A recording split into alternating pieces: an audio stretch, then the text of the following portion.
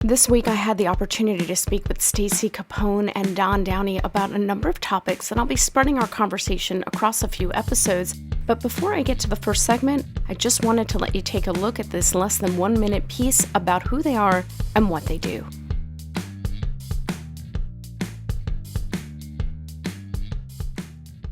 I want to introduce you to two amazing people, Downie and Stacie Capone. They run Small Media Extra Large, which is a production company that makes commercials, films, corporate content. I mean, you name it, they make it.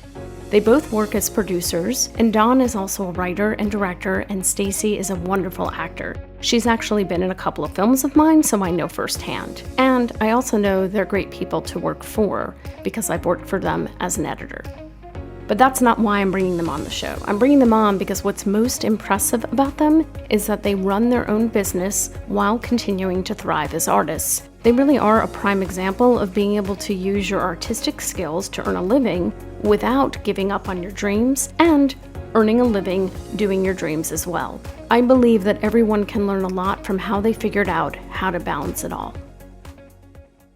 Hello, thanks for joining. So, Stacie and Dawn, my question for you is, I know you run your own business producing videos for corporations from start to finish, and you're also artists in your own right, as Dawn is a filmmaker, Stacie is an actor, and I was wondering if you could talk about that balance and how you moved your skills to a small business and built that up, and then how you continue to still be artists at the same time, and how it's not killing you, or at least I hope it's not. I found that being an artist and being an entrepreneur and a business owner go hand in hand and always have, and that being able to run your art life as part of your business life is a survival skill. Everyone is always saying, acting, it's a business, show business. The word business is in there. And if you're an actor, you have to think like a business owner. So being a actual business owner has helped me run my actor side just as well as running my business side. So also, yes, the two go hand in hand. I think you learn a lot of tools from the business world that you can put into your art, and your art world you can put into your business. I think it makes us better business owners because we're more flexible, we're more creative, we're more willing to problem solve, I think, as opposed to being like cut and dry.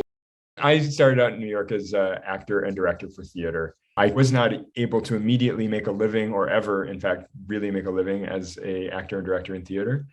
But I started a collection of jobs that taught me about all different kinds of things.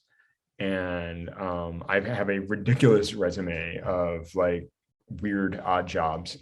But they taught me all the things that theater school didn't teach me, which was, like how to build relationships in business and how to ask for the things that you need in business, and what to take personally and what not to take personally, and just how to start to build a reputation for yourself and think, long term. I think that business thinks long term.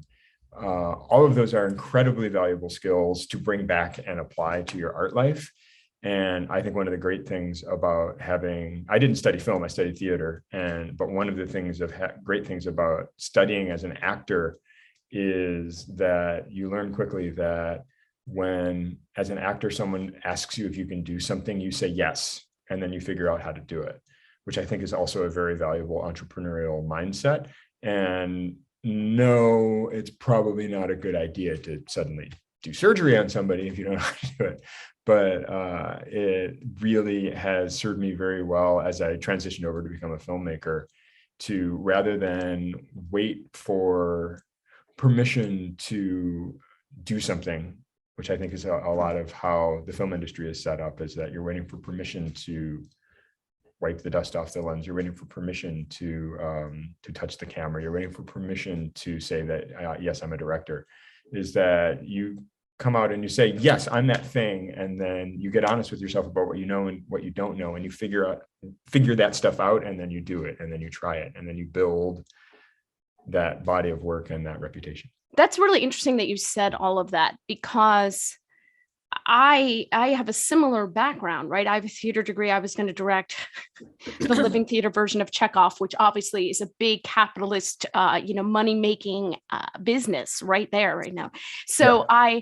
I was working. I fell into corporate America, and actually, my first job editing, making e-learning videos, was simply because somebody threw me into it, and I didn't have a choice. I had to say yes because she was in the room. She was a VP. She said, "You say yes to everything in this room, and we'll figure it out, and you'll figure it out, really." And I did, because I had been editing, right? But how did I start editing? I started editing because this is crazy, right? I started out, I was going to do theater. Then I took some acting because I thought I might be an actor. I used to dance. I thought, oh, I'll keep performing, but no, acting, not for me. I get too nervous. I have to open my mouth. Like, talking myself is fine. Other people's words, I'm like, I don't know. What is that person doing? I think he should move over there. Like, I found myself directing people around me and not paying attention to my job, which was really sad.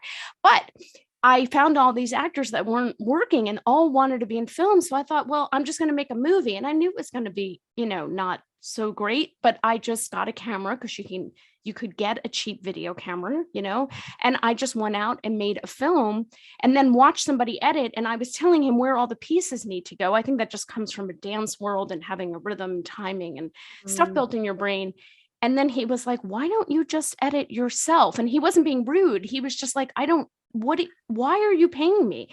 So I bought software and I taught myself. And then I just started editing my work. So of course I could say to people I was an editor. So you're right. It is. And it's taught to you, though, even in theater, right? You do just have to say yes and all the time, not just if you're like an improv artist. And I think that is, it's interesting to hear someone else say it, is my point, because I always wonder, am I just weird that I jump in? But I do think it is an actor, or theater, I should say, mindset. Theater, right? Like, is a bunch of people in a room trying to make something happen. Like, one of my very favorite teachers were movement teachers in theater. And they were always like, we're the ingredients, you put us all together, and sometimes you make cake. Sometimes you don't make cake, but when you have a really good working relationship, you make a great cake. I love cake. I also love cake, and I make cake a lot, but anyway, that's another story. So I think that being an actor and having to work with other humans and being able to read the room, like you can kind of feel like people's energy and what they're thinking, or whether it's positive or they're unsure about something. Like, this is what you learn being an actor. I think you just become more attuned to humans and their emotions. And so bringing that over into the business world really helps, like, run a meeting or close a deal, or, oh, I feel like this person is a little unsure. How can we make them be sure? Right. And then also just communication. So you learn how to communicate, mostly as an actor, and then just kind of turning that into your business skill of, like, communicating with the people that you're working with. Earlier on in our business, we had a big client, one of our big first big international clients, and we had made some videos for them, and we were starting a new project. Don't ask me what it was because I don't remember, but we showed up to this meeting, and the client failed to warn me that I was running this meeting. I had no idea. I just remember being like, and then I was just like, beat. Okay, now I have to run this meeting. I don't have an agenda. I don't know what to do, but let's just talk and let's just do it. And you had to learn to, like, kind of fill the space and run the meeting and improv. Take charge. Improv, yes. But also, like, that comes much more naturally to me now, years later. And also, it's a thing that comes because of that, it becomes so much more natural when I have to pitch my film to producers, when I have a meeting that for my art world, like, those skills work both ways. You can learn more about Stacie and Don by clicking the links below this video.